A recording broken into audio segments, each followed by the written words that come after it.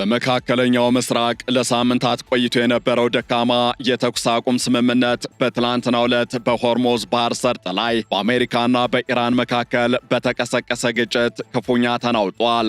አሜሪካና ኢራን እርስ በርስ ያደረጉት ይህ የተኩስ ልውውጥ በአካባቢው ላይ የነበረውን አንጻራዊ ሰላም ያደፈረሰ ሲሆን ይህ ሁኔታም በሁለቱ ሀገራት መካከል ሊደረስ የታቀደውን ሰላማዊ ድርድር አደጋ ላይ እንደጣለው እየተገለጸ ይገኛል። ባለፈው የአውሮፓውያኑ ፌብሩዋሪ ወር መጨረሻ ላይ በአሜሪካና በእስራኤል ጥቃት የጀመረው የኢራን ጦርነት ላለፈው አንድ ወር ገደማ በአንጻራዊ መረጋጋትና በተኩስ አቁም ስምምነት ቆይቶ የነበረ ቢሆንም ባለፉት ጥቂት ቀናት በተለይም በትላንትናው ዕለት በሆርሙዝ የባህር ወሽመጥ አካባቢ የተቀሰቀሰው ከፍተኛ የተኩስ ልውውጥ ቀጠናውን ዳግም ወደ ለየለት ጦርነት ሊመልሰው እንደሚችል ስጋት ፈጥሯል። ይህ አዲስ ግጭት የተቀሰቀሰው ሁለቱ ሀገራት ጦርነቱን በዘላቂነት ለማቆም በሚያስችል ባለ 14 ነጥብ የመግባቢያ ሰነድ ወይም ሜሞራንደም ኦፍ አንደርስታንዲንግ ላይ እየተመካከሩ ባለበት ወሳኝ ወቅት ላይ መሆኑ ጉዳዩን የበለጠ ውስብስብ ያደርገዋል። ከግጭቱ ጋር ተያይዞም ፕሬዝደንት ዶናልድ ትራምፕ ድርጊቱን ቀለል ያለ ግጭት ወይም ላፕታፕ በማለት የገለጹት ቢሆንም በኢራን በኩል የሚሰነዘሩት ወቀሳዎችና የተባበሩት አረብ ኤሚሬቶች ላይ የተቃጡ ድሮኖች ቀጠናዊ ጦርነት የመቀስቀስ ስጋቱን ዳግም አነረውታል። እናም በዕለቱ የዓለም አቀፍ ትንታኔ ዝግጅታችን የግጭቱን መንስኤ፣ የሁለቱን ሀገራት ከፍተኛ ባለስልጣናት በጉዳዩ ላይ ምናሉ የሚለውን፣ የተባበሩት አረብ ኤሚሬቶች ላይ እየተሰነዘረ ያለው ጥቃትና ይህ የትላንቱ የአሜሪካና የኢራን የተኩስ ልውውጥ እየተደረገ ባለው ዲፕሎማሲያዊ ጥረት ላይ ምን ሊያስከትል ይችላል? ባለ 14 ነጥቡ የስምምነት ሰነድ ሁኔታስ ምን ላይ ይገኛል? የሚሉትንና ተያያዥ ጉዳዮችን እንቃኛለን። ከዓለም አቀፍ የትንታኔ ዘገባ ዝግጅቱ ጋር ታሪኩ ጋሹ ነኝ።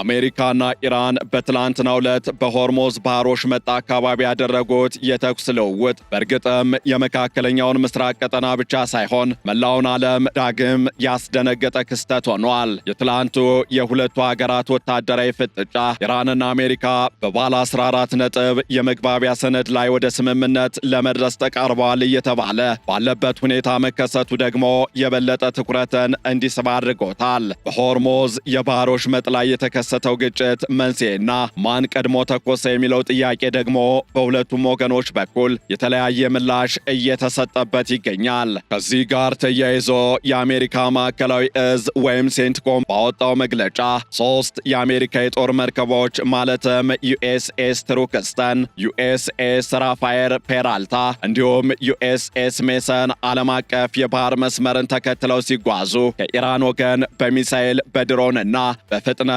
በሚጓዙ ጀልባዎች ጥቃት ተሰንዝሮባቸዋል። አሜሪካ ይህንን ጥቃት በራሷ በኩል ያልተቀሰቀሰ ወይም አንፕሮቮክድ ስትል የገለጸችው ሲሆን ምላሽ የሰጠችውም ራሷን ለመከላከልና ለጥቃቱ ተጠያቂ የሆኑ የኢራን ወታደራዊ ተቋማትን በማውደም መሆኑን አስታውቃለች። በሌላ በኩል ደግሞ የኢራን ወታደራዊ ባለስልጣናት አሜሪካን ቀዳሚ ተኳሽ አድርገው እየከሰሱ ይገኛሉ።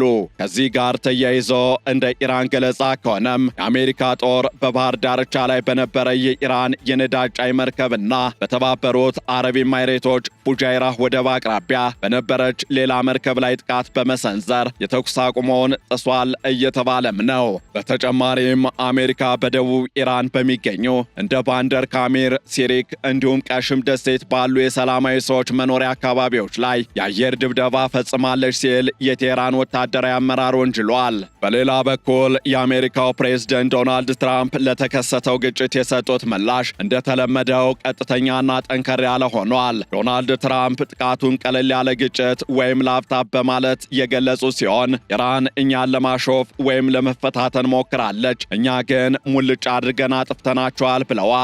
ዶናልድ ትራምፕ በዋሽንግተን ዲሲ ከጋዜጠኞች ጋር በነበራቸው ቆይታ ኢራን የተኩስ አቁም ስምምነቱን ብታከብር ይሻላታል፣ ካልሆነ ግን ወደፊት ከዚህ በበለጠ ሁኔታ እንዲሁም በኃይል እንደ እንደመስሳቸዋለን ሲሉ ገልጸዋል። ይሁን እንጂ ፕሬዝደንቱ ይህ ግጭት የተኩስ አቁሙን ሙሉ በሙሉ አላፈረሰውም የሚል እምነት እንዳላቸውም ተስተውሏል። የተኩስ አቁም ስምምነቱ አሁንም በስራ ላይ ነው፣ እንደተከበረም ይገኛል ያሉት ዶናልድ ትራምፕ የሰላም ስምምነቱ በማንኛውም ቀን ሊፈረም እንደሚችልም ፍንጭ ሰጠዋል። ዶናልድ ትራምፕ አክለውም እነሱ ማለትም ኢራናውያን ከኔ በላይ ስምምነቱን ይፈልጉታል በማለት በኢራን ላይ ያለውን የኢኮኖሚና ወታደራዊ ጫና ለማሳየት ሞክረዋል። በኢራን በኩል ያለው አቋም ግን በጥርጣሬ የተሞላ ሆኖ እየተገለጸ ይገኛል። የኢራን የውጭ ጉዳይ ሚኒስቴር ቃል አቀባይ እስማኤል ባጋሄ እንደገለጹት ከሆነም ኢራን በአስታራቂዋ ፓኪስታን በኩል የቀረበላትን የአሜሪካን የሰላም ሐሳብ እየመረመረች ቢሆንም እስካሁን ግን ምንም አይነት የመጨረሻ ውሳኔ ላይ አልደረሰችም። በኢራን ፓርላማ የብሔራዊ ደህንነትና የውጭ ፖሊሲ ኮሚሽን ቃል አቀባይ ኢብራሂም ረዛይ ደግሞ የአሜሪካን ባለ 14 ነጥብ የመግባቢያ ሰነድ የምኞት ዝርዝር ወይም ዩኤስስ ዊሽ ሊስት ሲሉ አጣጥለውታል። ረዛይ በሰጡት መግለጫም ኢራን ጣቷን በቃታ ላይ አሳርፋለች፣ አሜሪካ እጅ ካልሰጠችና አስፈላጊውን ቅድመ ሁኔታ ካላሟላች ኢራን ጠንካራና የሚያስቆጭ ምላሽ ትሰጣለች በማለት የሀገራቸውን ጽኑ አቋም አንጸባርቀዋል። ይህ በሁለቱ ሀገራት መካከል ያለው የቃላት ጦርነትና በምድር ላይ ያለው ግጭት የሰላም ሂደቱን እጅግ አዳጋች አድርጎታል። ከዚህ አልፎም ግጭቱ በሆርሙዝ የባህር ወሽመጥ ብቻ ሳይወሰን ወደ ሌሎች የቀጠናው ሀገራት የመስፋፋት ምልክቶችን እያሳየም ይገኛል። ለዚህ አብነትም የተባበሩት አረብ ኤሚሬቶች የመከላከያ ሚኒስቴር ዛሬ ባወጣው መግለጫ መሰረት ከኢራን የተተኮሱ ሚሳኤሎችና ድሮኖችን በአየር ላይ መጥቶ መጣሉን አስታውቋል። ኢራን ኤሚሬቶችን ኢላማ ያደረገችበት ምክንያት አሜሪካ በኢራን ላይ የፈጸመችው የአየር ጥቃት በቀጠናው ያሉ አንዳንድ ሀገራት ትብብር የታከለበት ነው የሚል እምነት ስላላት እንደሆነ ይገመታል። ኤሚሬቶች የአሜሪካ የቅርብ ወዳጅ ሀገር በመሆኗና የአሜሪካ ጦር በኤሚሬቶች ምድር የሚገኝ በመሆኑ ኢራን ይህንን እንደ ስጋት እየቆጠረች ትገኛለች። በተጨማሪም ኢራን በሆርሙዝ ባህር ወሽመጥ ላይ ያላትን ቁጥጥር ለማጠናከር የፋርስ ባህረ ሰላጤ ባለስልጣን የተባለ አዲስ የመንግስት ተቋም በማቋቋም በባህር መስመሩ የሚያልፉ መርከቦችን ለመፈተሽና ክፍያ ለመጠየቅም መሞከሯ ለኤሚሬቶችና ለሌሎች የባህረ ሰላጤው ሀገራት ትልቅ ስጋት ሆኗል። ይህ በእንዲህ እንዳለ ይህ ትላንት የተከሰተው አዲስ ግጭት ያስከተለው ፈጣን ተጽዕኖ በዓለም አቀፍ የነዳጅ ገበያ ላይ በግልጽ ተስተውሏል። ከዚህ ጋር ተያይዞም የብሬንት ድፍድፍ ነዳጅ ዋጋ በ7.5 በመቶ የጨመረ ሲሆን በአንድ ወቅት የአንድ በርሚል ነዳጅ ዋጋ $103.7 ደርሶ ነበር። የሆርሙዝ ባህር ወሽመጥ የዓለምን 20 በመቶ የነዳጅና የተፈጥሮ ጋዝ ፍላጎት የሚያሟላ በመሆኑ እዚህ አካባቢ የሚፈጠር ማንኛውም አለመረጋጋት የዓለምን ምጣኔ ሀብት በእጅጉ ይነካዋል።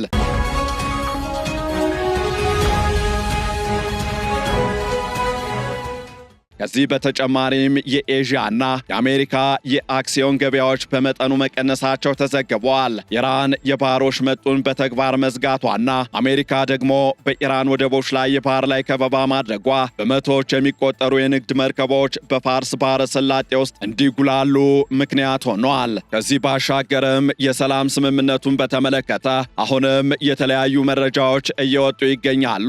አሜሪካ ያቀረበችው ባለ 14 ነጥብ የመግባቢያ ሰነድ ወይም ሜሞራንደም ኦፍ አንደርስታንዲንግ ጦርነቱን ለማቆም እንደ መጀመሪያ እርምጃ የታሰበ ቢሆንም ኢራን ግን በዚህ ሰነድ ላይ ያላትን ተቃውሞ እያሰማች ትገኛለች። ዋነኛው አወዛጋቢ ነጥብ ደግሞ የኢራን የኒውክሌር መርሃ ግብር እንደሆነ ይነገራል። ዶናልድ ትራምፕ ኢራን ዳግም የኒውክሌር መሳሪያ ባለቤት ላለመሆን ተስማምታለች ቢሉም ቴህራን ግን ይህንን እስካሁን አላረጋገጠችም። ፓኪስታን ሁለቱን ወገኖች ለማስማማት ሌት ከቀን እየሰራች መሆኑን የሀገሪቱ ጠቅላይ ሚኒስትር ሸህባዝ ሸሪፍ እየገለጹም ነው። ይህንን የተኩስ አቁም ወደ ዘላቂ ሰላም ለመቀየር ጥረት እያደረገን እንገኛለን ያሉት የፓኪስታን የውጭ ጉዳይ ሚኒስቴር ቃል አቀባይ ሆኖም ስምምነቱ መቼ እንደሚፈረም ግን እርግጠኛ የሆነ የጊዜ ሰሌዳ እንደሌለ ገልጸዋል። የቀጣዩ ጊዜ ሁኔታ ምን ሊሆን ይችላል የሚለው ጥያቄ አሁንም ምላሽ የሚሻ ሆኖ ቀጥሏል። ዶናልድ ትራምፕ በሰጡት ማስጠንቀቂያ ስምምነቱ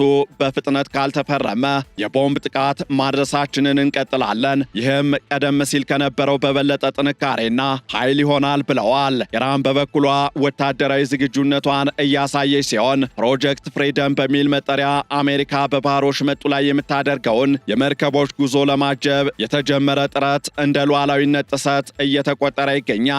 ሆኖም ይህ ጥረት በቅርቡ መቋረጡም ይታወሳል። የወደፊት የመውጫ መንገድ የሚመስለው በፓኪስታን አደራዳሪነት የሚደረገው ድርድር ውጤት እንዲያመጣ ግፊት ማድረግና ሁለቱም ወገኖች በሆርሙዝ የባህር ወሽመጥ ላይ ያላቸውን ወታደራዊ እንቅስቃሴ በመቀነስ ለዲፕሎማሲያዊ ንግግር እድል መስጠት ብቻ ይሆናል። በአጠቃላይ በአሁኑ ወቅት በአሜሪካና በኢራን መካከል ያለው ግንኙነት እጅግ በቀጭን መንገድ ላይ የተንጠለጠለ ይመስላል።